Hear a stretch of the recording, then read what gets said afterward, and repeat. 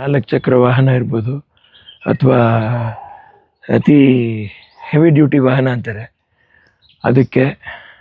ಆಮೇಲೆ ಮುಖ್ಯವಾಗಿ ದ್ವಿಚಕ್ರ ವಾಹನ ಪಾಪ ಹೆಂಡ್ತೀರನ್ನ ಕೂರಿಸ್ಕೊಂಡು ಅವ್ರು ಹೋಗಬೇಕಾದಾಗ ಏನಾಗುತ್ತೆ, ಸಣ್ಣ ಹಳ್ಳನೂ ಆಮೇಲೆ ರೋಲಿಂಗ್ ಜಲ್ಲಿ ದಪ್ಪ ಜಲ್ಲಿ ಇರುತ್ತೆ ನೋಡ್ರಿ, ಅದ್ರ ಮೇಲೆ ಚಕ್ರ ಹೇಗೆ ಹೋದ್ರೂ ಕೂಡ ಸ್ಕಿಡ್ಡಾಗಿ ಬೀಳ್ತದೆ ಬೈಕು. ಬಿದ್ದಾಗ ಏನಾಗುತ್ತೆ, ಅದನ್ನು ಮೆಟಲ್ ಅಂತ ಕರಿತೀವಿ, ಲೋಹದ ಸಮಾನನೇ, ಲೋಹಕ್ಕಿಂತ ಗಟ್ಟಿ ಅಂತ ಇಟ್ಕೊಳ್ರಿ ಅದು. ಈಗ ಅದೇನಾಗುತ್ತೆ, ಅದು ಆ ಬಿದ್ದ ತಕ್ಷಣ ಎಲ್ಲೋ ತಗಲೋದು, ತಗಲ್ಬಾರ ಜಾಗದಲ್ಲಿ ತಗಲೋದು, ಕೈಕಾಲು ಮುರಿದೋಗೋದು. ಆ ಜೀವನ ಏನೋ ಒಂದು ಲೆಕ್ಕಾಚಾರ ಇಟ್ಕೊಂಡು ಬಾಳ್ತಾ ಇರ್ತಾರೆ ಅವರು. ಆ ಲೆಕ್ಕಾಚಾರನೇ ತಪ್ಪು ಹೋಗುತ್ತೆ ನಿಮಗೆ. ಏನು ಹೇಳ್ತಾರೆ, ಒಳ್ಳೆ ದಾರಿ ತೋರಿಸ್ಬೇಕು ಮಕ್ಕಳಿಗೆ ಅಂತ ಹೇಳ್ತಾರೆ. ಯಾರ ಮಕ್ಕಳೆಲ್ಲ, ನೀವು ನಿಮ್ಮ ತಂದೆ ತಾಯಿಗೆ ಮಗನೇ, ಮೀಸೆ ಇಟ್ಟಿರೋ ಮಗ ಅಷ್ಟೇ, ಬೆಳೆದ್ಬಿಟ್ಟಿದ್ದೀವಿ ಅಷ್ಟೇ. ಮಕ್ಕಳೇ ನಾವು ಕೂಡ ಬಿದ್ದರೆ ಅವ್ರಿಗೆ ಬೇಗ ಮುರಿತದೆ, ಸ್ವಲ್ಪ ನಿಧಾನವಾಗಿ ಮುರಿತದೆ ನಮ್ಗೆ ಅಷ್ಟೇ.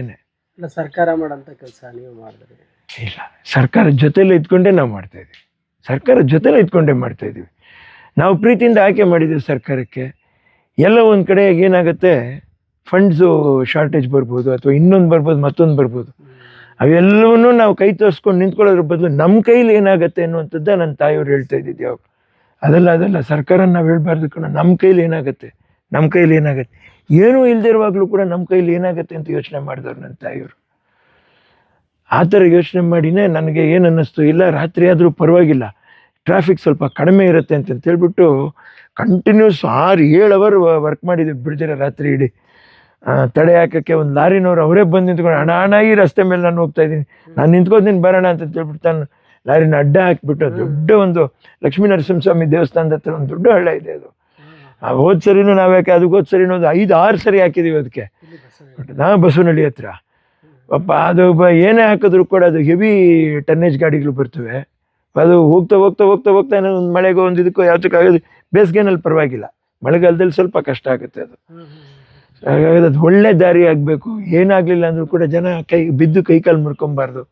ಏನೋ ಪಾಟೋಲ್ಸ್ ಅಂತ ಹೇಳ್ತೀವೋ, ಇರೋದ್ರಲ್ಲಿ ಏನು ಮಾಡೋಕ್ಕಾಗತ್ತೆ ಅಂತ ನೋಡ್ಕೊಂಡು ಹುಡುಗರನ್ನ ಇಟ್ಕೊಂಡು ಪಾಪ ನಮ್ಮ ತೋಟದಲ್ಲಿ ಮೇಷನ್ ವರ್ಕಿಗೆ ಬರ್ತಾರೆ, ಅವ್ರನ್ನೆಲ್ಲ ಸಪ್ರೇಟಾಗಿ ಕರೆಸಿಸಿ ಪಾಪ ಅವ್ರಿಗೆ ಎಕ್ಸ್ಟ್ರಾ ದುಡ್ಡು ಕೊಟ್ಟು ವ್ಯವಸ್ಥೆ ಮಾಡಿಸಿ, ತಕ್ಕಮಟ್ಟಿಗೆ ನಮ್ಮ ಯೋಗ್ಯತೆ ಏನಿದೆಯೋ ಅಲ್ಪ ಅಳಿಲ್ ಸೇವೆ ಅದನ್ನು ಮಾಡೋಕ್ಕೆ ನಾವು ಪ್ರಯತ್ನ ಪಟ್ಟಿದ್ದೀವಿ. ನನ್ನ ತಾಯಿಯವ್ರು ಹೇಳ್ಕೊಟ್ಟಿರೋದ್ರಿಂದ.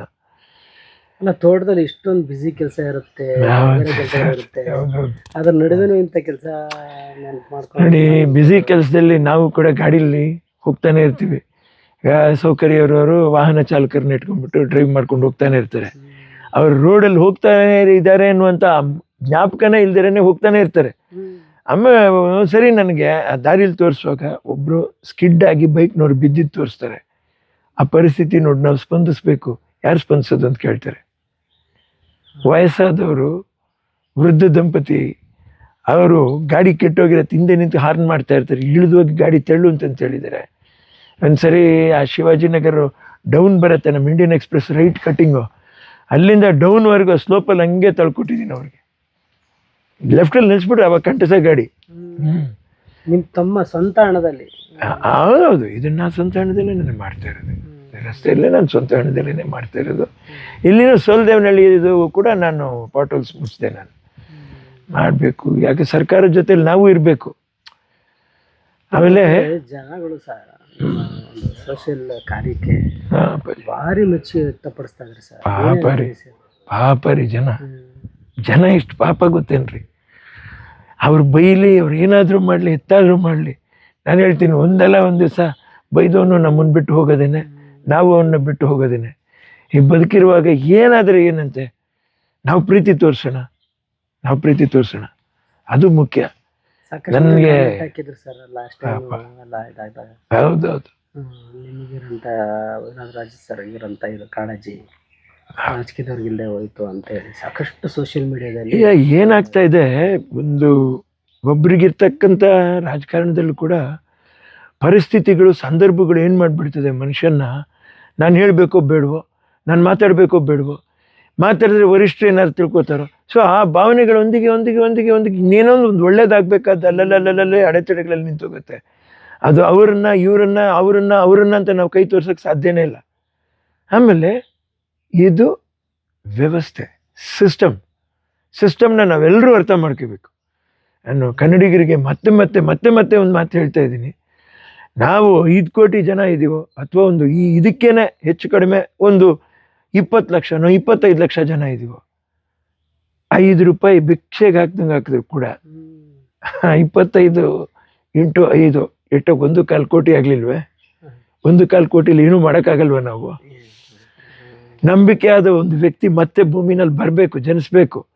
ಆ ನಂಬಿಕೆ ಇಟ್ಕೊಂಡ್ಬಿಟ್ಟು ನಂಬಿಕೆನೇ ನನ್ನ ಉಸಿರು ಅನ್ನುವಂಥ ಲೆಕ್ಕಾಚಾರಕ್ಕೆ ಅವನು ಬದುಕಬೇಕು.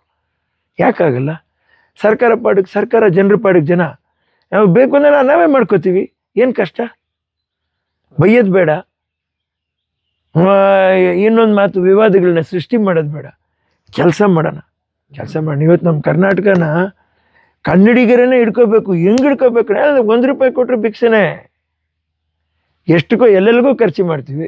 ವೈನ್ ಸ್ಟೋರಿಗೆ ಖರ್ಚು ಮಾಡ್ತೀವಿ, Rummy.com ಖರ್ಚು ಮಾಡ್ತೀವಿ, ಇನ್ನೊಂದಕ್ಕೆ ಖರ್ಚು ಮಾಡ್ತೀವಿ, ಮತ್ತೊಂದಕ್ಕೆ ಖರ್ಚು ಮಾಡ್ತೀವಿ. ಆರೋಗ್ಯ ಕೆಟ್ಟೋಗುತ್ತೆ, ಪಿಜ್ಜಾ ತಿಂತೀವಿ. ಸರಿ, ಏನಾದರೂ ಮಾಡಿರಿ ಎತ್ತಾದರೂ ಮಾಡಿರಿ, ಆರೋಗ್ಯ ಕೆಡಿಸ್ಕೋಬೇಡಿ ಅಂತ ನಾನು ಹೇಳೋದು. ಆದರೆ ಸ್ವಲ್ಪ ದುಡ್ಡು ಯಾವತ್ತಕ್ಕಾದ್ರೂ ಒಂದು ಡಬ್ಬದಲ್ಲಿ ತೆಗ್ದಿಡಿ. ನಾನು ನಿಜವಾಗ್ಲೂ ಕನ್ನಡಿಗರಲ್ಲಿ ಆ ಭಾವನೆ ನಾನು ನೋಡಿದ್ದೀನಿ. ಈ ಪರಿಸ್ಥಿತಿಗಳು ಬಂದಾಗ, ಪ್ರವಾಹ ಬಂದಾಗ, ಪ್ರತಿಯೊಂದು ಚಾನಲ್ನಲ್ಲಿ ಆಗಲಿ ಚಾನಲ್ನವರು ಪ್ರತಿ ಕನ್ನಡಿಗನು ತನ್ನ ಕೈಲಾಗಿದ್ದನ್ನು ಕೊಟ್ಟು ತನ್ನ ದೊಡ್ಡತನ ಮೆರೆದಿದ್ದಾನೆ. ನಾನು ಹೇಳ್ತಾ ಇರೋದು, ಆವಾಗ ದೊಡ್ಡತನ ಮೆರೆಯೋದಿಲ್ಲ. ಸಣ್ಣ ಪರಿಸ್ಥಿತಿ ಬಂದಾಗ ಒಂದು ಒಟ್ಟಾರೆ ಜನ ಸ್ವಲ್ಪ ದುಡ್ಡು ಹಾಕೊಂಡ್ಬಿಡ್ರಿ. ಏನ್ರಿ ಆಗಲ್ಲ? ಪಕ್ಕದ ಮನೇಲಿ ನೀರಿಲ್ಲ ಅಂತ ನೋಡಿ ನಾವು ನಗ್ಬಾರ್ದ್ರಿ. ನಮ್ಮ ನೀರು ತೊಗೊಂಡೋಗಿ ಅವ್ರು ಕೊಡ್ಬೇಕ್ರಿ. ನಾವು ಪಕ್ಕದ ಮನೇಲಿ ಊಟ ಎಲ್ಲ ನೋಡಿ ಹಿಂಗೆ ಹಾಳಾಗಿ ಹೋಗ್ಬಿಟ್ಟೆ ಅಂತ ಹೇಳೋದಲ್ಲ ರೀ. ಊಟ ನಾವು ತೊಗೊಂಡೋಗಿ ಕೊಡ್ಬೇಕ್ರಿ. ಯಾರ್ರೀ ಪಕ್ಕದವರು? ರವೀಂದ್ರನಾಥ್ ಟ್ಯಾಗೋರ್ ಏನು ಹೇಳಿದ್ರಿ? India is my country, all Indians are brothers and sisters. Bharat ನನ್ನ ದೇಶ. ಇಲ್ಲಿ ಇರುವಂಥ ಪ್ರತಿ ಭಾರತೀಯನು ನನ್ನ ಅಣ್ಣಂದರು, ಅಕ್ಕಂದರು, ತಂಗಿಂದರು, ತಮ್ಮಂದರು. ಈ ಭಾವನೆಯಲ್ಲೇ ನಾವು ಹೋಗ್ಲೇಬೇಕಾಗತ್ತೆ. ಅವು ಬೈದರು ಅವನ ಅಣ್ಣನೇ ಬೈದರು.